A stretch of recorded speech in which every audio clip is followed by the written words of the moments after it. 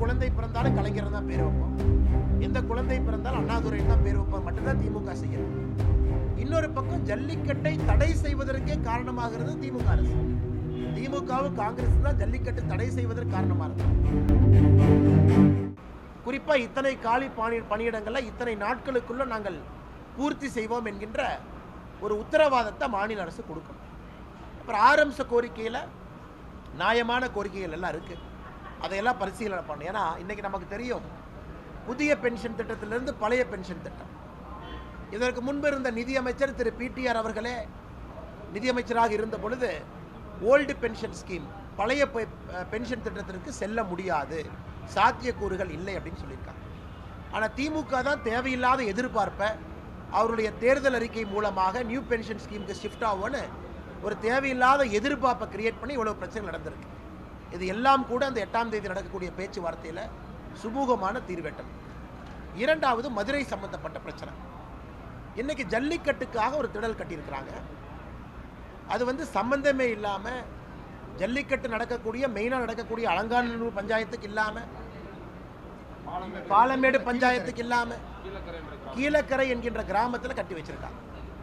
இன்னைக்கு ஒரு பக்கம் ஜல்லிக்கட்டு விளையாடக்கூடிய வீரர்கள், ஜல்லிக்கட்டு மாடு வைத்திருக்கக்கூடிய நம்முடைய சகோதர சகோதரிகள் அந்த மைதானத்துக்கு செல்வதற்கு தயாராக இல்லை, அவங்க போக மாட்டேங்கிறாங்க. இன்னொரு பக்கம் ஜல்லிக்கட்டை தடை செய்வதற்கே காரணமாகிறது திமுக அரசு. திமுகவும் காங்கிரஸ் தான் ஜல்லிக்கட்டு தடை செய்வதற்கு காரணமாக இருந்தாங்க. எந்த அதுக்கு மைதானத்திற்கு கலைஞர் ஜல்லிக்கட்டு மைதானம் பேர் வச்சா எப்படிங்க நான் ஏற்றுக்க முடியும்? ஜல்லிக்கட்டு தடை செய்வதற்கே காரணமாக இருந்த திராவிட முன்னேற்ற கழகமும் காங்கிரஸும் அதன் பிறகு ஜல்லிக்கட்டை கொண்டு வந்தது நம்முடைய பாரத பிரதமர் நரேந்திர மோடி அவர். இன்னைக்கு அந்த மைதானத்திற்கு யார் காரணமாக இருந்தாங்களோ அவங்க பேரை வைக்கிறோம் அப்படிங்கிறாங்க. இதை பாரதிய ஜனதா கட்சி வன்மையாக கண்டிக்கிறோம். இதை பொதுமக்களும் கூட பேச ஆரம்பிச்சிட்டாங்க, பொதுமக்களும் ஏற்றுக்கொள்ளவில்லை. அந்த பெயர் கலைஞர் அவர்கள் பேர் தான் வெப்பன்னு சொல்றதை முதல்ல கைவிடும். எல்லாத்துக்கும் போய் திரும்ப திரும்ப அந்த 3 பேர்த்தினுடைய பெயரை தமிழ்நாட்டில் எங்கிருந்தாலும் போய் வைக்கிறாங்க. அடுத்து இதே மாதிரி போச்சுன்னா ஒரு சட்டமே போட்டுருவாங்க, நீ எந்த குழந்தை பிறந்தாலும் கலைஞர் தான் பேர் வைப்போம், எந்த குழந்தை பிறந்தாலும் அண்ணாதுரைன்னு தான் பேர் வைப்போம் மட்டும்தான் திமுக செய்யணும்.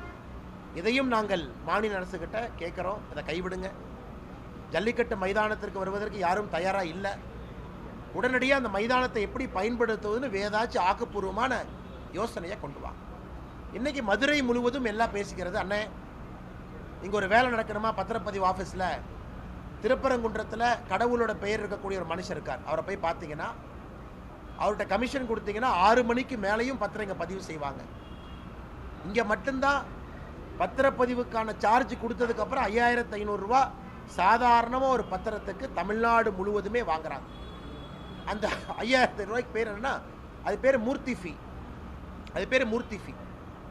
குறிப்பாக அமைச்சர் மூர்த்தி அவர்கள் வந்த பிறகு பத்திரப்பதிவு துறையில் ஊழல் என்பது இமாலய ஹைட்டை போய் தொட்டுக்கிட்டு இருக்கு.